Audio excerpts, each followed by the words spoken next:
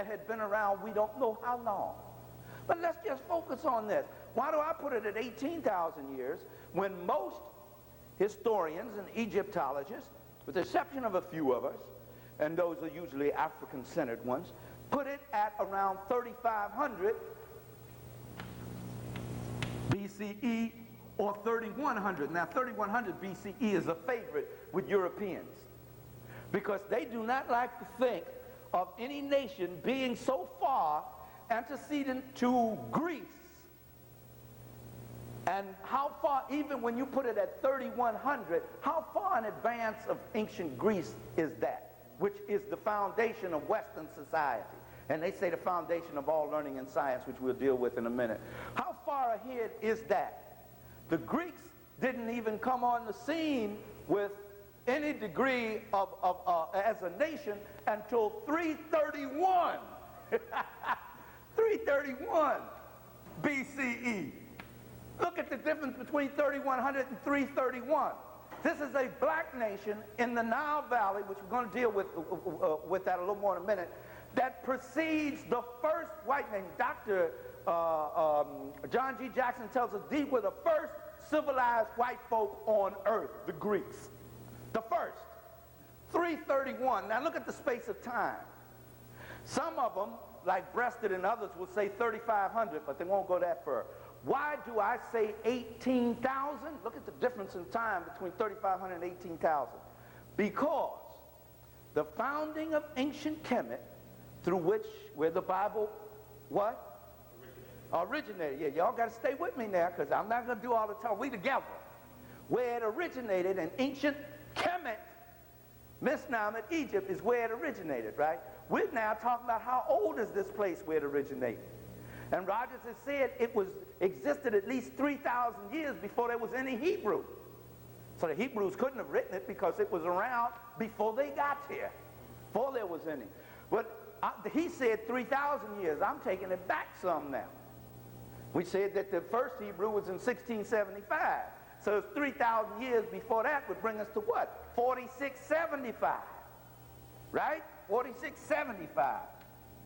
They were revising the calendar then, according to Doc Ben, on page 3 in the chronology of the Bible. Revising it, not starting it, not creating it, revising it. They were also doing, let me read that to you. They were also on page 3 of the chronology. They were not only doing that, they were also doing another translation of the book of the coming forth by day and by night. Another translation, which has come to be known as the Book of the Dead today. So this is how long you Africans are writing, developing a moral code, developing a moral system, developing what came to be known as a Bible. And we'll deal with that word Bible later. But then let me get back to this 18,000. I want you to focus on this 18,000. Because I want you to start getting some idea of how long we have been in the process of doing this. This white man can only look at a civilization that goes back to 331 when he begins to be civilized. Begins the process of civilization, and we're talking about 18,000 years. He admits 3,100 or 3,500, so he admits we have preceded him by 3,000 years. Breasted, a white Egyptologist said, admits that we were civilized, had a moral code, had a Bible, had a system of beliefs 3,000 years before him. He has to admit that because it's inevitable. You cannot get around that. That's what the historical documents say. It's written in stone. You can't get around that.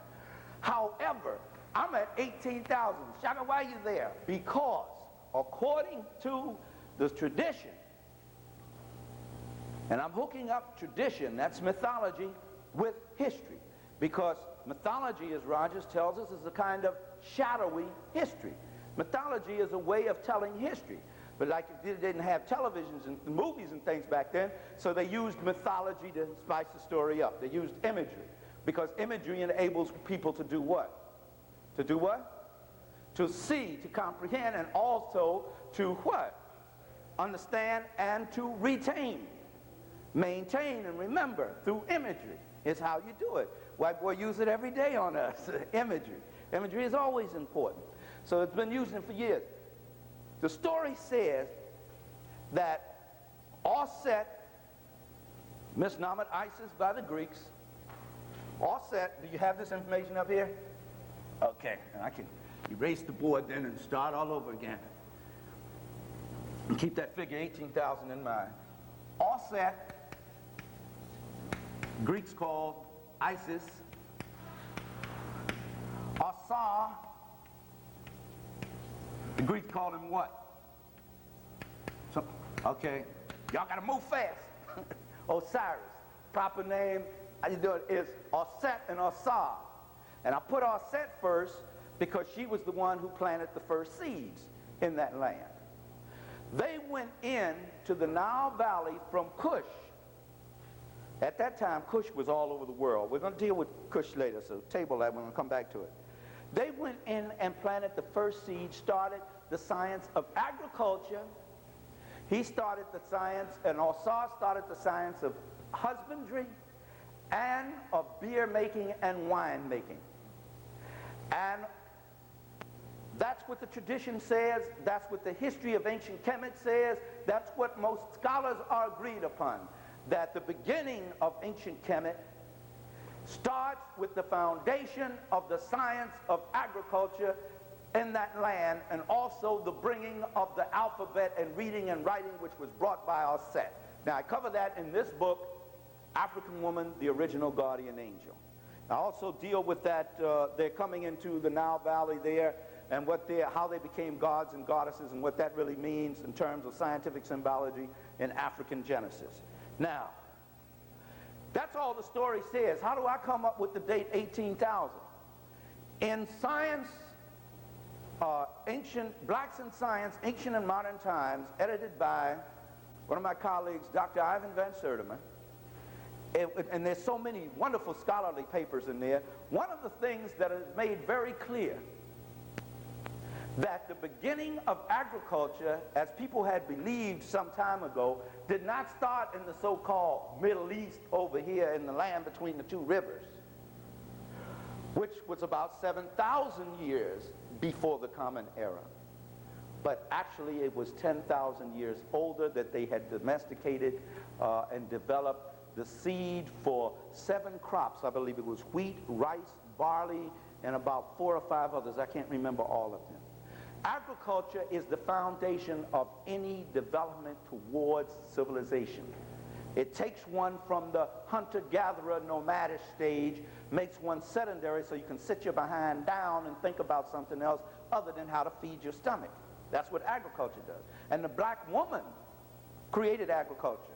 The black man created husbandry and other things, but she created the basic thing that made him able to sit down and contemplate something other than chasing food, which was the hunt. Now, we owe that to the black woman. That's the basis for all civilization, among other things. We owe that to her. I document that in this, in African Woman. When was that? Between 18,000 and 17,500 BCE, which was the founding of agriculture. And about 3,000 to 5,000 years later was husbandry. That husbandry is the domestication of animals. Now, think of how long that is. These are sold, but we can deal with that on the break. All right. I'd love to give them away, but they won't let me. Okay.